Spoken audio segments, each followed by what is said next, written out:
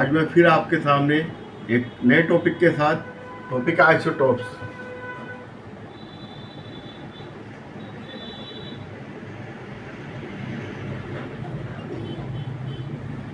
Isotope क्या होता है आप ये देखिए, इसमें क्या होगा,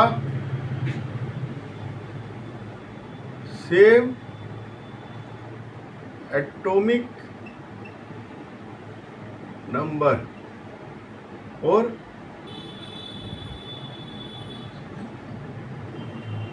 different atomic mass. Understand? Isotope are atom of the same element having the same atomic number but different atomic parts। एक ही एलिमेंट में होगा ये, सेम एलिमेंट, ठीक है। Isotope of element different in number of neutron. ये क्या होता है, इसमें इलेक्ट्रॉन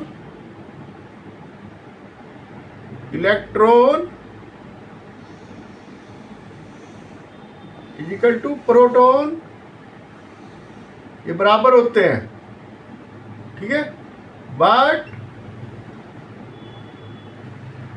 डिफर इन न्यूट्रॉन्स, ठीक है।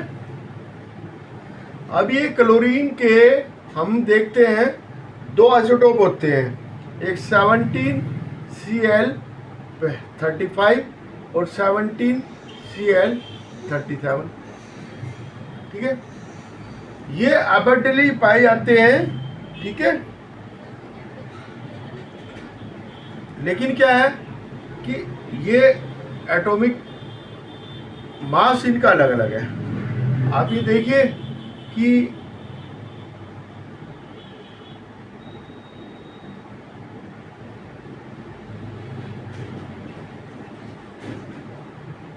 एटॉमिक मास 35 है, 17 प्लस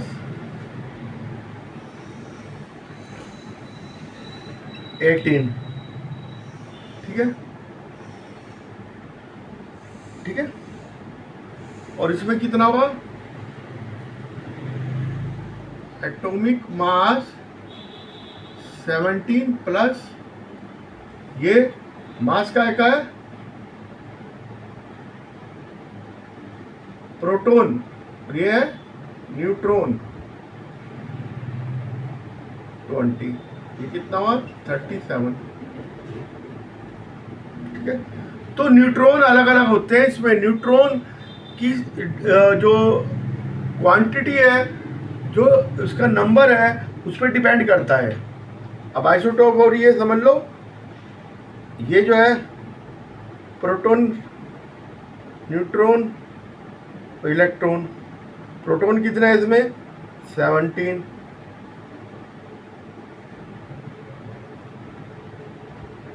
न्यूट्रॉन कितना है इसमें 18, इलेक्ट्रॉन कितने हैं 17। इसमें प्रोटॉन कितने हैं 17, न्यूट्रॉन कितने हैं 20, इलेक्ट्रॉन कितने हैं 17। Electron same, proton same, but neutron different, ठीक है। इलेक्ट्रॉनिक कॉन्फ़िगरेशन भी वही रहेगा, सब कुछ वही रहेगा, ठीक है, बट इनका वो बदल जाएगा। Atom of same element having the same atomic number but different atomic masses. Atomic number same होगा और एटॉमिक वो जो मासेज अलग अलग होगा, उसको हम कहेंगे, वो क्या है, न्यूट्रॉन के कारण, न्यूक्लियस के कारण है उसकी। क्योंकि इलेक्ट्रॉन का जो वेट होता है, जो मास होता है, नेग्लिजिबल होता है, बहुत कम होता है। तो इसलिए प्रोटॉन और न्यूट्रॉन का वेट देखा जाता है। न्यूट्रॉन ज़्यादा होंगे तो मास बढ़ जाएगा, न्यूट्रॉन कम होंगे तो मास घट जाएगा, ठीक है। मैंने बता दिया आपको, इसमें न्यूक्लियस में इलेक्ट्रॉन प्रोटॉन कितने होते हैं, ठीक है। The isotope chlorine having the 35 also be represented किससे कहते हैं, Cl35, ठीक है, और Cl37, इससे भी रिप्रेजेंट करते हैं इसको, ठीक है, ठीक है, इसको रिप्रेजेंट करते हैं इस तरह से भी। अब आ जाओ hydrogen, isotope of hydrogen. 1 electron होता है हाइड्रोजन में और 1 न्यूट्रॉन होता है, 1 ही प्रोटॉन होता है। सॉरी, इसमें प्रोटॉन नहीं होता, नॉट फाउंड। तो 1 इलेक्ट्रॉन होता है, 1 न्यूट्रॉन होता है, ठीक है। हाइड्रोजन यहाँ पे आइसोटोप, 3 आइसोटोप होते हैं, 1H1, 1H2, 1H3, ठीक है।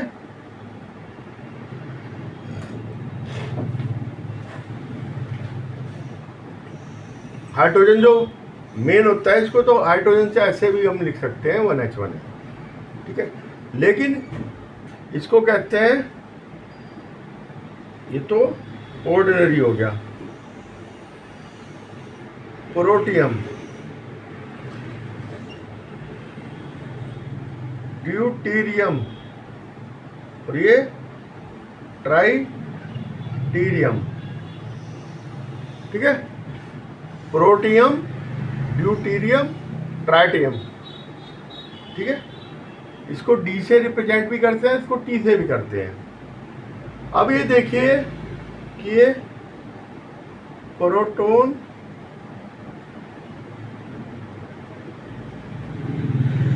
Protium, deuterium,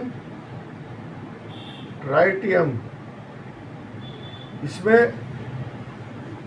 isotope 1H1, 1H2, 1H3, ये 3 आइसोटोप हो गए। प्रोटॉन,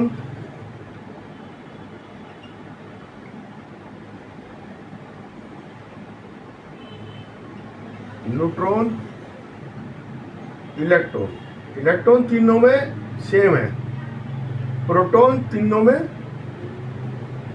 सेम है, लेकिन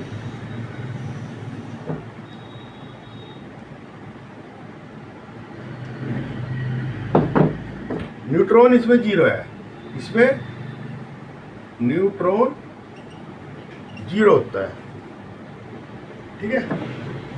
इसमें 1 है, इसमें 2 है। तो 1H1 जो होता है उसमें 1 इलेक्ट्रॉन होता है और 1 प्रोटॉन।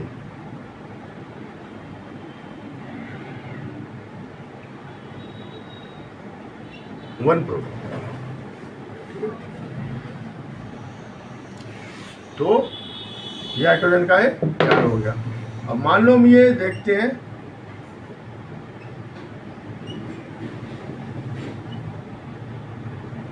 ठीक है, P2N, P1N, P N है ही नहीं, और ये प्लस प्लस, और ये इलेक्ट्रॉन सब में, ये 1H1, 1H2, 1H3, इसमें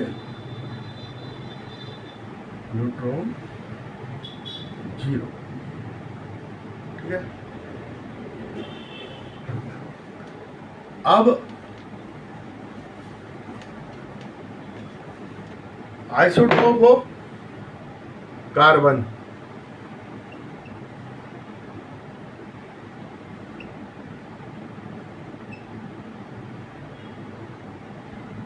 कार्बन के आपने सुनोगे 3 आइसोटोप होते हैं, 4, 3 आइसोटोप, 6 C, एटॉमिक नंबर सबका 6 होता है, सेम होगा, 12, 6 C, 13, 6 C, 14, ये होता है, ये रेडियो एक्टिव होता है, तो ये वैसे होते हैं। ठीक है, सिंपल। अब इसमें देखिए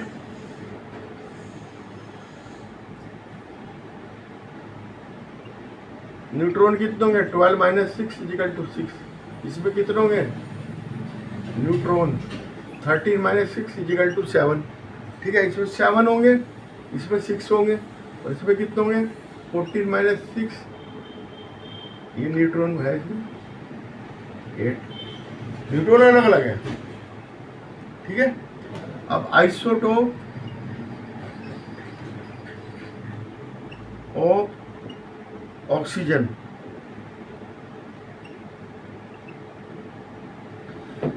इसके भी 3 होते हैं, 8O 16, 8O, ये तो नॉर्मल वाला होता है पहला है ना, 17, 8O 18।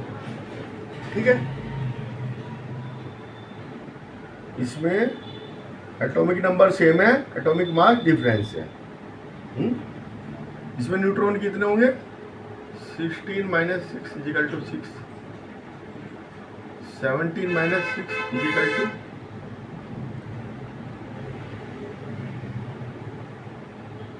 16 minus 8 is equal to 8। इसमें कितना हुआ 17 माइनस 8 इजिकल टू 9, और ये होगा आपका 18 माइनस 8 इजिकल टू 10। ठीक है, और आइसोटोप ऑफ नियोन, ये जो है नोबल है नियोन। ठीक है, एलिमेंट है, 3 आइसोटोप होते हैं, 21, 10, Ne22। ठीक है, 3 होते हैं। सिर्फ बिना न्यूट्रॉन वाला एक ही होता है हाइड्रोजन, और उसका आइसोटोप में न्यूट्रॉन होते हैं, एक में 1 होता है, एक में 2 होते हैं। ठीक है, ड्यूटेरियम में 1 और ट्राइटियम में 2। ये थोड़ा कन्फ्यूजन का मैटर है, लेकिन मैं आपको बता रहा हूँ। और अब इसकी केमिकल आप ये देखिए, all isotopes of an elements have identical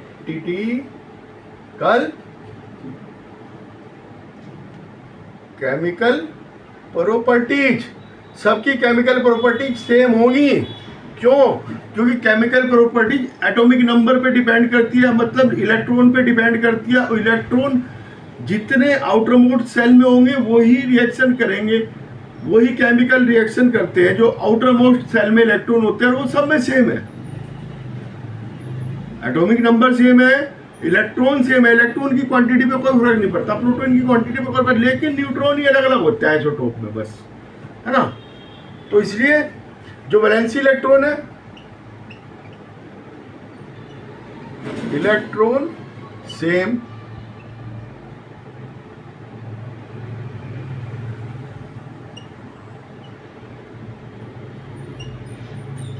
same element में सेम होंगे वैलेंट न्यूट्रॉन। तो केमिकल प्रॉपर्टी किस पे डिपेंड करती है? वैलेंसी इलेक्ट्रॉन पे। ठीक है, और वैलेंसी को मान लो क्लोरीन है, 17 होती है, 17, 2, 8, 7, बाहर तो 7 इलेक्ट्रॉन है, तो यही तो भाग लेंगे, यही पार्टिसिपेट करेंगे कोई भी केमिकल रिएक्शन में। और फिजिकल प्रॉपर्टी,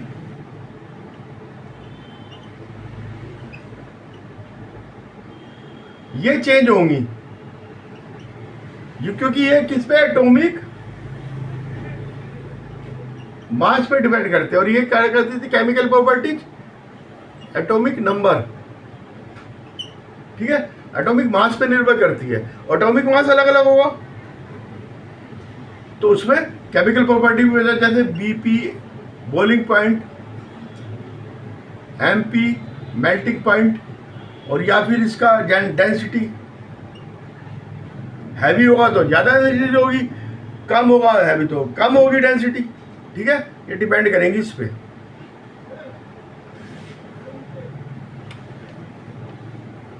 अब मैं आपको बता रहा हूं reason for fractional atomic number. आप ये देख लिया, क्लोरीन का एटॉमिक नंबर हम 35.5 लिखते हैं। क्यों लिखते हैं भाई? क्लोरीन के जो होता है उसके अंदर जो है दोनों वो होते हैं, है ना, दोनों आइसोटोप होते हैं क्लोरीन में, 17, 35, 17, 37। ठीक है, ये 75% होता है और ये 25% होता है। इनका जो एवरेज है वो 30.5 आता है। तो एवरेज एटॉमिक मास है ये, एवरेज एटॉमिक मास। और ये निकलेगा कैसे? आप ये देखो ना, average atomic mass of chlorine 35, 75% है, 35/100 plus 37, 25/100 is equal to 2625/100 plus 925/100, दोनों को 26.25 प्लस 9.25 इक्वल टू 35.5 U आया। ठीक है,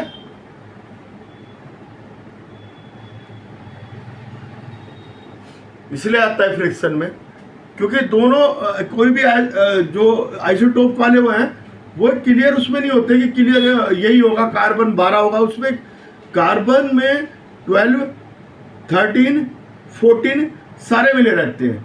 ऐसे इसमें भी क्लोरीन में भी 75% हुआ है। ठीक है,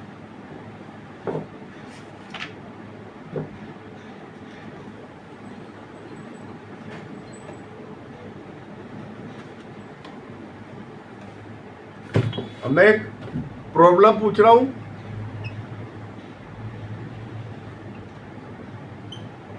अब ये है स्पीसीज, प्रोटॉन, न्यूट्रॉन, इलेक्ट्रॉन। ये क्वेश्चन है A, B, C, D, E। 6, 18, 17, 9, 17। Neutron इनके अंदर है 6, 22, 20, 10, 18, 4, 18, 17, 11 और 17। इसमें आइसोटोप कौन कौन से हैं? आइसोटोप मतलब कि प्रोटॉन और इलेक्ट्रॉन जिसमें बराबर होंगे वो आइसोटोप होगा। आप ये देखिए, प्रोटॉन और इलेक्ट्रॉन किसमें बराबर हैं? पहले तो प्रोटॉन का मिलान करो, इसमें किसमें, इसमें बराबर आ रहे हैं, एक सी में और एक ई में। और अब इलेक्ट्रॉन देखो, सी में, ई में, और ये न्यूट्रॉन, इसमें डिफरेंस है। तो 17 प्रोटॉन और 17 इलेक्ट्रॉन, ये किसमें, सी में एंड डी में। तो ये एक दूसरे के वो है। तो ये 17 ये है, 17 ये 20 है, ये 18। तो ये क्या हो गया, एक तरह का ये जो है ये हो गए दो आइसोटोप। मैंने आपको बता दिया, इस तरह से हम देख सकते हैं। ये देखना है कि इलेक्ट्रॉन और प्रोटॉन किसमें बराबर है, वही आइसोटोप होंगे। अबे प्रॉब्लम है, इसमें कह रहा है composition of nucleus of X and Y, दो दे रखे हैं, प्रोटॉन न्यूट्रॉन 6, 6, 6, 8 दे रखे हैं। ठीक है, composition of nucleus of 2 atom. ठीक है,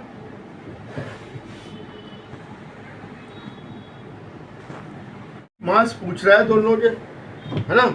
मास नंबर क्या होगा इसका होगा 6 + 6 x का एटॉमिक मास, इसका 12 होगा। और दूसरे का y का कितना होगा 6 + 8 = 14। ठीक है, ये कार्बन के आइसोटोप आगे समझो।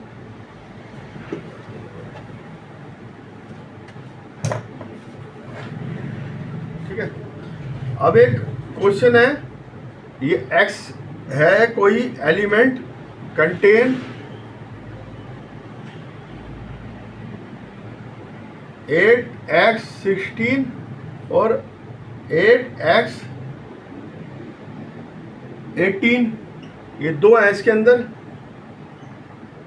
ठीक है, और ये इसका एवरेज एटॉमिक मास 16.2 U है। ठीक है, इनका है तो इसके अलग अलग कंपोजिशन पूछ रहा है, इनका कंपोजिशन में कितने % में है। अब ये 8x 16, इसको मान लिया हमने 16U। ठीक है, सपोज परसेंटेज इसकी मान ली x%, और 8s 18 की 18U, इसकी परसेंटेज कितनी आई 100, टोटल था -x%। ठीक है, अब average mass = mass of first और मास ऑफ सेकंड।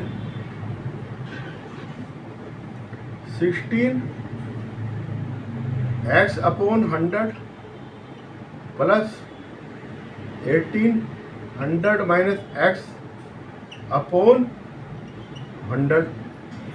ठीक है, ये आ गया। तो 16.2 = 16x प्लस -18x, इससे गुना हो जाएगी ना इसकी, दोनों का वो बराबर है।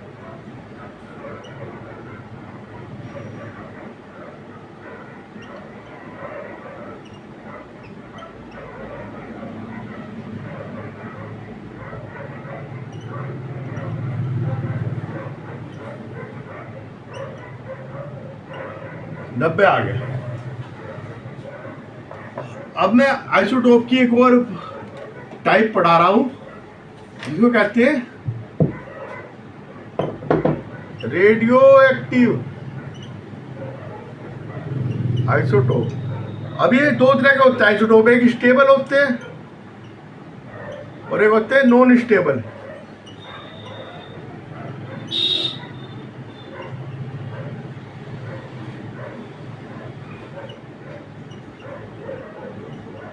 ठीक है, दो तरह के आइसोटोप है, एक स्टेबल हुआ एक नॉन स्टेबल हुआ। जो नॉन स्टेबल हो गए वो हमेशा उनकी न्यूक्लियस से अल्फा बीटा गामा रे निकलती रहती है, वो रेडियो एक्टिव होती है, हमारे लिए बहुत ज़्यादा हार्मफुल होती है। ठीक है, तो उसको हैंडल विथ केयर करते हैं। ठीक है, इतना आपको समझना है। और उसमें कौन कौन से आते हैं, कार्बन 14,